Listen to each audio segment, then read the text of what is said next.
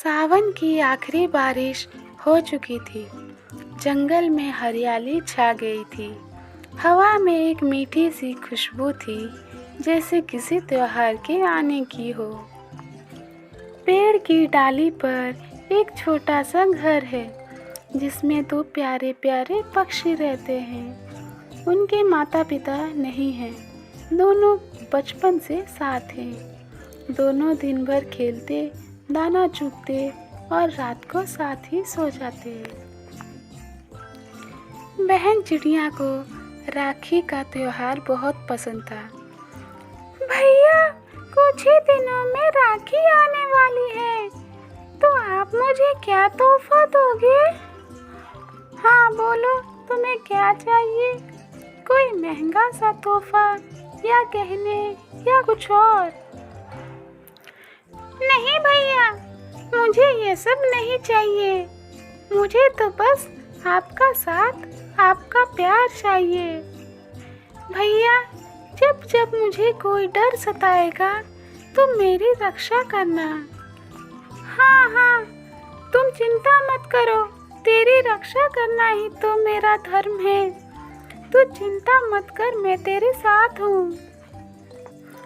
यह कहकर दोनों सोने चले गए। जब चिड़िया की आँख खुली तो उसे याद आया, अरे मैं तो भूल ही गई कि आज रक्षाबंधन है और मैं तो राखी भी नहीं लाई। मैं अभी बाजार जाकर सुंदर सी राखी और मिठाई ले आती हूँ।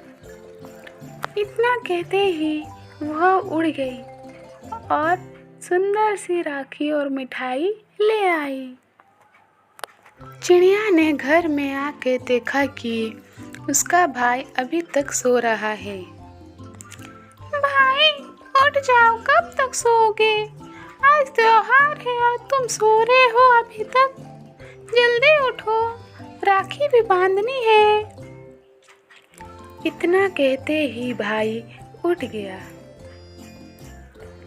भाई, क्या हुआ? तुम्हारा मुंह क्यों लटका है? तुम परेशान हो क्या? आज मन कुछ उदास है, पता नहीं क्यों, पर लगता है कोई अनहोनी होने वाली है। चुप पगले, आज तो खुशी का दिन है। चलो मैं तुम्हें राखी बांध देती हूँ। बहन ने भाई के हाथों में राखी बांधी। भैया, इस राखी का मतलब जानते हो? हाँ बहन, यह बंधन हमें हर परिस्थिति में एक दूसरे के साथ जोड़े रखेगा। मैं वादा करता हूँ, जब तक मेरा दम चलेगा तुझे कोई छू भी नहीं पाएगा। यह सुनकर बहन की आंखों में आंसू आ गए। उसी समय प्यारी चिड़िया वहाँ पर आती है। अरे, तुम लोगों ने सुना? शहर से एक शिकारी जंगल में आया है। उसने कई पंछियों को कैद कर लिया है। यह खबर जंगल में पूरी तरह फैल गई। सभी जानवर डर गए, खासकर छोटे पंछी जो आसानी से फंस सकते थे। भैया, अब क्या होगा? हमें क्या करना चाहिए? तू यहीं रह, मैं जाकर पता लगाता हूँ। नहीं भैया, आप मत जाओ। तुम चिंता मत करो, मैं अभी आ जाऊंगा। पर शिकारी चालाक था। उसने दाने बिखेर कर एक झांसा बनाया था। भाई दूसरों की मदद करने गया था, खुद ही फंस गया। भाई को अपनी बहन की चिंता हो रही थी। उधर बहन भी अपने भाई की इंतजार में थी।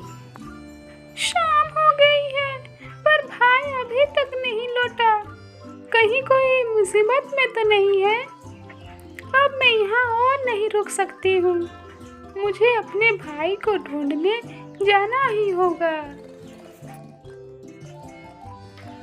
आसमान में अंधेरा हो गया था। चिड़िया को डर तो बहुत लग रहा था, पर वह अपने भाई की तलाश में चलती रही। अंत में उसने देखा, इस दुष्ट शिकारी ने मेरे भाई को पकड़ लिया है, मुझे उसे बचाना होगा।